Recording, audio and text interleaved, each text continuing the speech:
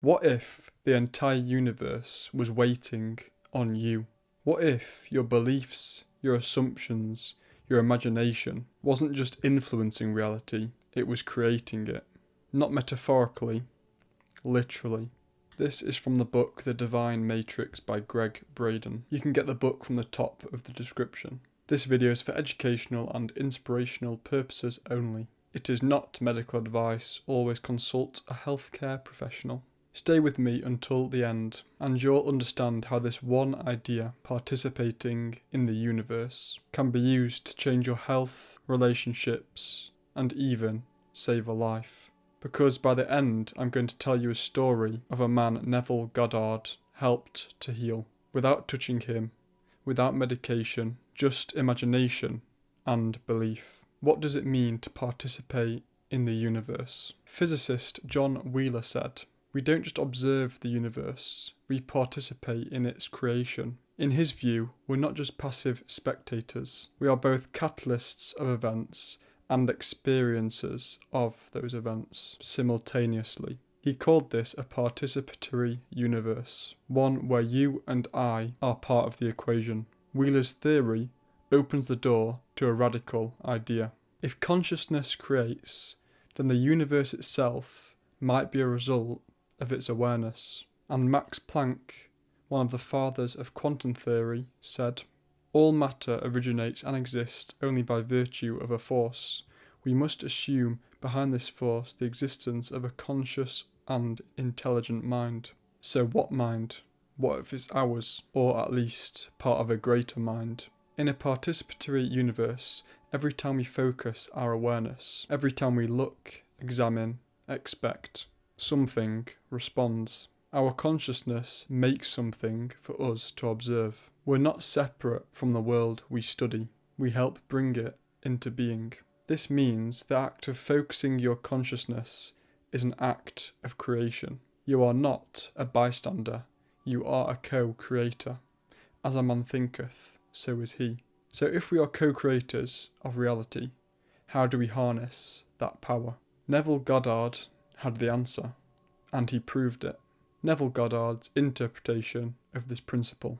Neville believed that everything in your life is a reflection of your state of consciousness. Whatever shows up, good or bad, is the result of the assumptions you hold deep within. He once said, "Man's chief delusion is his conviction that there are causes other than his own state of consciousness." In other words, you don't change the world by fighting with it. You change yourself. You imagine differently. You feel differently. You begin to live from a new assumption, and reality shifts in response. For Neville, this wasn't just a theory. He lived this truth. He applied this to his own life and the lives of those around him. And the story I'm about to share with you proves just how powerful this is. Because what happens when you actually apply this? Let me show you. Neville Goddard helping heal a fatal illness. A young man in his 20s was dying. He had a rare heart condition the doctors said was incurable. He had wasted away to just skin and bones, and he was too weak to even speak. All he could do was nod. Neville visited him, and he didn't pray, he didn't offer him comfort, he just shared with him the power of his beliefs, and then he gave him a new assumption. In a single sentence, Neville explains how he provided the words that would help his new friend accomplish his new way of thinking. I suggested that in imagination he see the doctor's face expressing incredulous amazement in finding him recovered, contrary to all reason, from the last stages of an incurable disease. That he see him double-checking in his examination and hear him saying over and over, "It's a miracle, it's a miracle." So not trying to get better, not hoping to be healed, but living from the feeling that he already was. Months later, Neville received a letter. The man had made a full recovery. Neville later met with him and found that he was enjoying his family and his life in perfect health. The secret the man revealed was that rather than simply wishing for his health, since the day of their meeting, he had lived from the assumption of already being well and healed. And herein we find the secret of propelling our heart's desires from the state of imagination to the reality of our everyday lives. It's our ability to feel as if our dreams have already come to life, our wishes are fulfilled, and our prayers already answered. In this way, we actively share in what Wheeler called our participatory universe. Sounds impossible, right?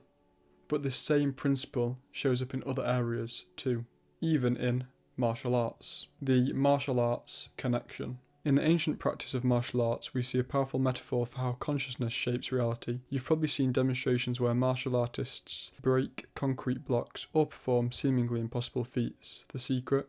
It's not about brute force, it's about focus. When martial artists break a board or a block, the very last thing on their mind is the point of impact. Instead, they centre their awareness beyond the block. Just as Neville suggested in his instruction to the dying man, the key is to put our focus in the place of the completed act, the healing already accomplished, or the brick already broken. Martial artists do this by centering their awareness on a point that's beyond the bottom of the block. The only way their hand can be in this place is if they've already passed through the space between them and that point.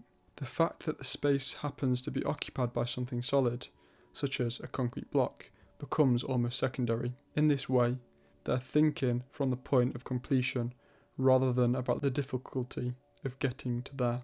They're experiencing the joy of what it feels like to accomplish the act, as opposed to all the things that must occur before they can be successful.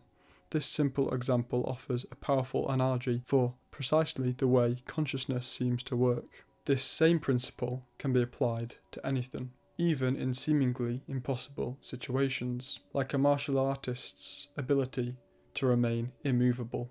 The martial arts instructor who couldn't be moved. This story comes from the author himself, something he personally witnessed as a young man practicing in martial arts. One day, in the dojo, their instructor said he wanted to try something different. He explained he would seat himself in the centre of the thick mat where they all honed their skills. He'd close his eyes and go into a deep meditation. During this exercise, he would stretch his arms out on either side of his body, with his palms open and face down. He asked us to give him a couple of minutes to anchor himself in this T position, and then invited us to do anything we could to move him from his place. At first, just a few students tried, then more joined. Eventually, the whole class. Pushing, pulling, lifting, doing everything they could. Nothing worked. He wasn't moved, even an inch. When the instructor finally opened his eyes, he smiled and explained what had happened. When I closed my eyes, he said, I had a vision that was like a dream, and that dream became my reality. I pictured two mountains, one on either side of my body, and myself on the ground between the peaks. Attached to each of my arms, he continued, I saw a chain that bound me to the top of each mountain. As long as the chains were there, I was connected to the mountains in a way that nothing could change. Not even a classroom full of my best students could change my dream. The secret here is that our instructor was experiencing himself from the perspective that he was already fixed in one place on that mat. In those moments, he was living from the outcome of his meditation. Until he chose to break the chains in his imagination, nothing could move him. And that's precisely what we found out. In Neville's words, make your future dream a present fact. That day, I experienced firsthand how the power of focusing imagination can override the physical world. If one man's vision could override physical reality, what could yours do? So here's the truth. You're not waiting on life. Life is waiting on you. You are a participant in the universe. And if you choose to imagine wellness, strength, peace, love, the world will begin to reflect it back. Just like Neville said, dare to believe in the reality of your assumption and watch the world play its part relative to its fulfillment. So what are you imagining today? Let the comments be your messages to the universe. If you want to buy the book, then the link is top of the description. If you learned something new, please like and subscribe to keep learning. If you know anyone that's interested in this kind of content, then please share this to them, as it really helps me out. If you want to watch any of my other videos in this book, then their playlist will be on screen now. Thank you for watching and see you in the next one. And remember, stay positive even when it seems everything is against you.